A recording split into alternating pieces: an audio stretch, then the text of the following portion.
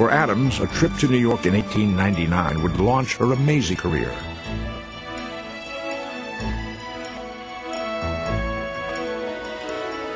Staying at the upscale Windsor Hotel, Adams draws up a horoscope for the hotel's owner. She predicts a terrible personal disaster in his immediate future. The owner laughs off her prediction, but the next day, when his hotel is destroyed by fire, he becomes a firm believer. Evangeline Adams escapes unharmed. Her remarkable prediction has made her fortune. Decades later, Adams will broadcast her astrological predictions on her own weekly radio show. Crowds mob her offices in Carnegie Hall, requesting readings.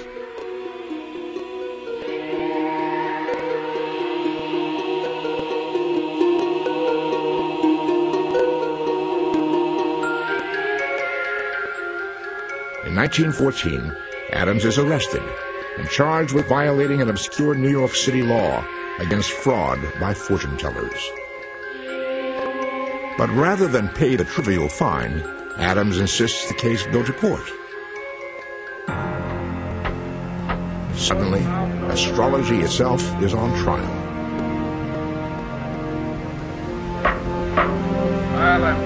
Silence in the courtroom. The case reaches its climax when the prosecutors put Adams to the ultimate test. They ask her to interpret an anonymous horoscope. She renders a detailed personality profile from the birth chart, ending in a prediction that the individual will face an early death from water. Only then does the astonished judge reveal that the horoscope is that of his own son, who had recently died in a swimming accident.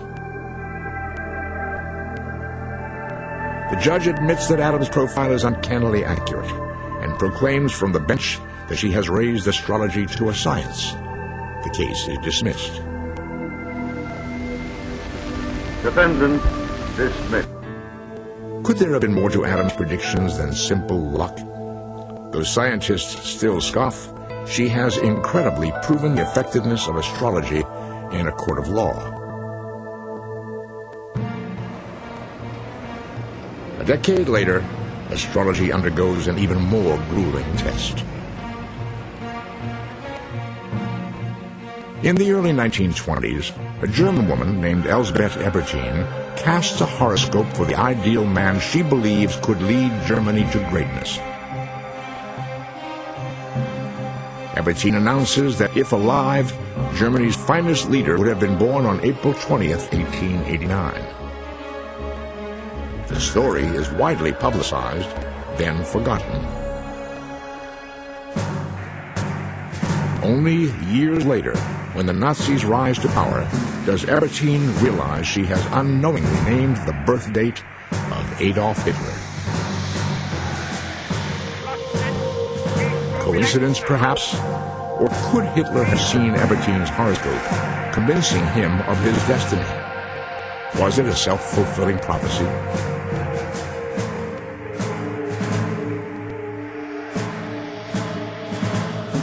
During World War II, rumors persist that Hitler uses an astrologer to plot his conquest of Europe.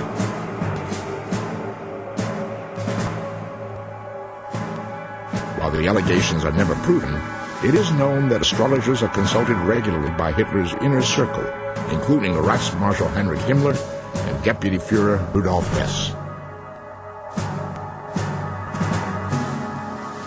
But the influence of astrology on Hitler's Third Reich is short-lived. It was understood by some astrologers that a configuration between the planets Uranus and Neptune that was occurring at the time indicated that it was a favorable time to make peace with the English. And so Hess, believing the English would work with Germany if only they could find an understanding, flew over, landed in a parachute, was rounded up by the British, and spent the rest of the war and the rest of his life in jail. Hitler is furious and blames the humiliating incident on Hess's obsession with astrology.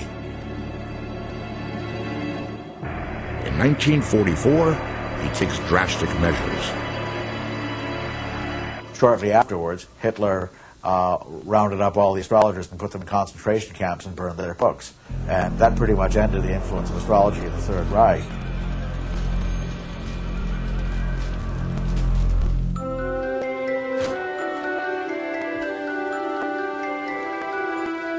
With the war's end, the world's passion for astrology continues to grow.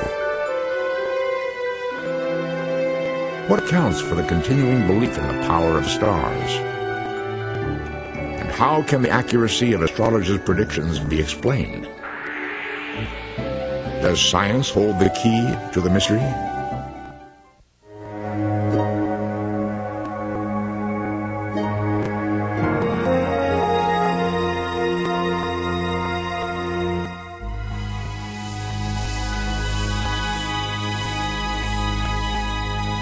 Since the 1700s, astrology has fallen into disrepute. Today, the scientific community regards it as little more than empty superstition.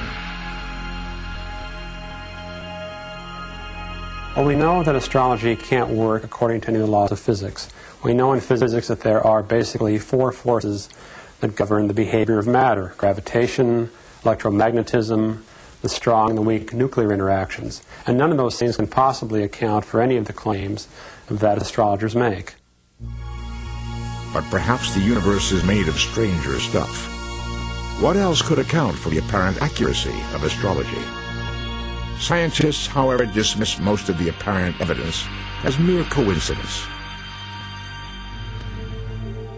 Over the years, numerous studies have debunked astrology. In one often repeated test, subjects are given the wrong astrological profiles and asked if the horoscope matches their own personalities. Aries were given Libra personality traits, and Libras labeled as having Capricorn qualities.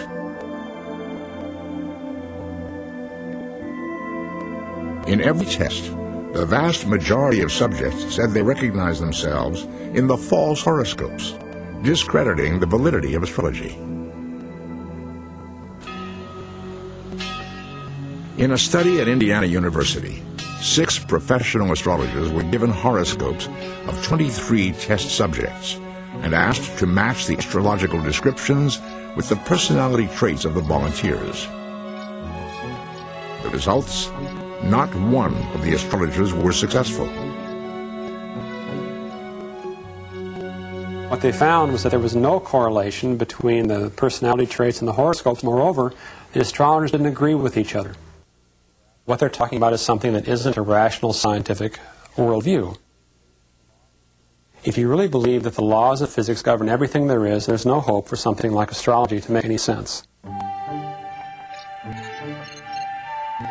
But one research study came up with startling results that shocked the scientific community. In 1953, French psychologist Michel Gauquelin decided to put astrology to his own rigorous test. A skeptic regarding this ancient science, Gauquelin hoped that his expert command of statistics could finally lay to rest the claims of astrologers. To Gauquelin's surprise, his study proved the opposite. There was a statistical correlation between the stars and the personalities and career choices of his subjects. Gauquelin's study showed that a statistically significant percentage of politicians were born when Jupiter, the planet of rulership, was rising at the moment of their birth. The astrological charts of doctors and scientists seemed to be marked by the presence of Saturn, the planet of reflection and study. Mars, the planet of war and courage, showed an above-average presence in the charts of generals, athletes, and business executives. The fascinating thing about these results were that they were fully in line with traditional astrological understandings of the planets. So Mars was the planet that showed up with athletes and soldiers and so on. And those results still stand today. But was Gauquelin's experiment a scientific breakthrough?